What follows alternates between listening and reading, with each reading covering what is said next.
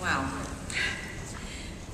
More years ago than I care to admit, I was born to two barely 20-year-old parents married for a year. Neither was emotionally mature, nor set on a career path.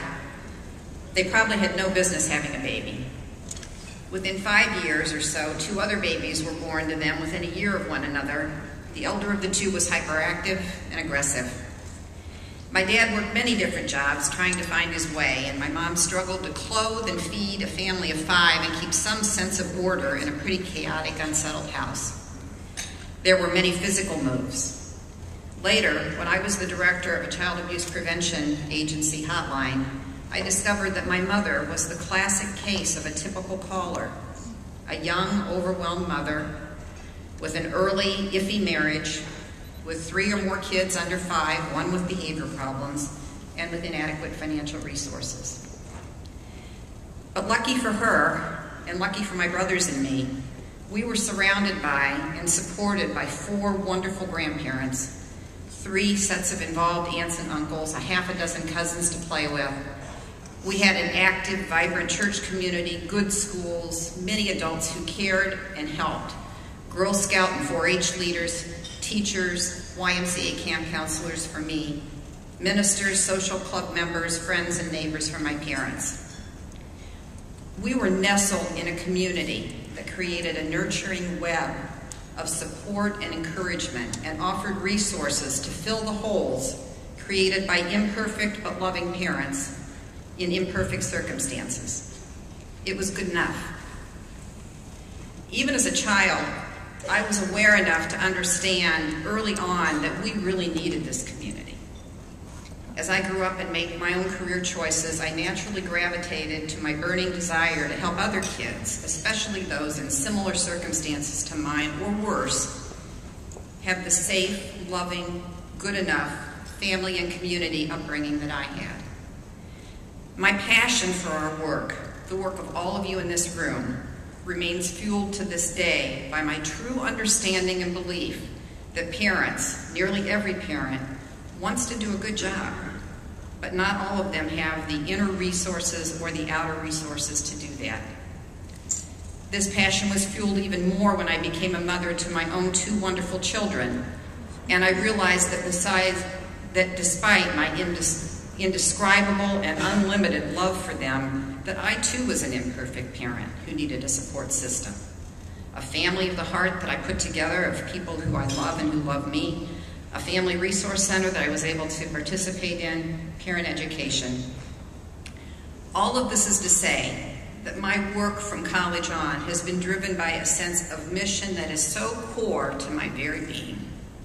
I bring that sense of purpose that I want every child to grow up in a good enough family, in a good enough community, to work with me every single day. Many days, at the end of the day, I wonder if anything I did that day had anything to do with accomplishing that purpose. As a CEO, I'm far away from the really tough daily direct service work where the alchemy of people helping people really happens. But I show up. I walk in every day with a clear intention, or prayer if you're so inclined. Today, let me be kind. Let me be compassionate. Let me be wise. Every day I fail in some very fundamental ways, but I keep showing up, I keep trying, and I keep believing powerfully in the mission and vision of what we do. Well, after a decade and a half of career failures, my dad became a really successful entrepreneur. He saw possibilities and opportunities everywhere long before others did.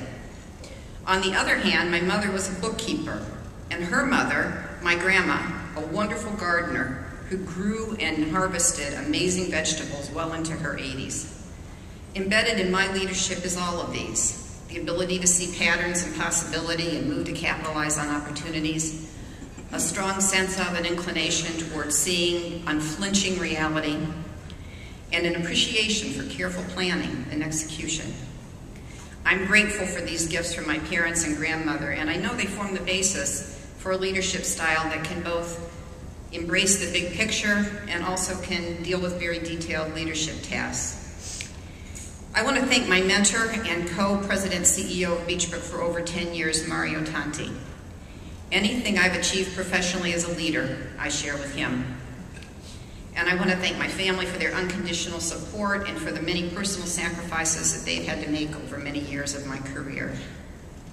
I also thank my colleagues at Beech Brook, some of whom are here supporting me, for all they do to drive the mission forward and to compensate for my many shortcomings, with which they do with great talent, skill, and grace. And my personal thanks to my close colleagues in the field for years of sharing your talents, ideas, and friendship. You know who you are. Finally, I want to say this. Everyone in this room leads at some level. It isn't easy. These are not easy times. If you get any senior leaders in a small group or off by themselves one-on-one, and the egos drop, and we all speak our truth to one another, we are all uncertain in our roles right now. We don't know which way to guide our organizations for the next 6 months, let alone longer-term futures. The lack of a clear path can be almost immobilizing, and yet somehow we all dig deep inside, every one of us, every day, because we know that the need for our work is there, even when the resources don't appear to be. Truthfully, I don't know how we're going to reinvent ourselves, either as individual organizations or as a field, but I do know this. There are millions of little Debbies, just like me, out there today, whose loving but troubled families are struggling in communities where resources are scarce or non-existent. And as long as that is true, you and I and the Alliance will all continue to successfully push through the inertia of fear, because I'm not fearless, and do just this, just now, to accomplish what we can today, even as we try to remake ourselves and our field in this chaotic and unpredictable environment. So in humbly accepting this award, I accept for all of us in leadership roles who put on the increasingly heavy mantles of responsibility and who lead every day with courage and heart. My hat's off to all of you, and I am so grateful to be part of our collective work. Thank you.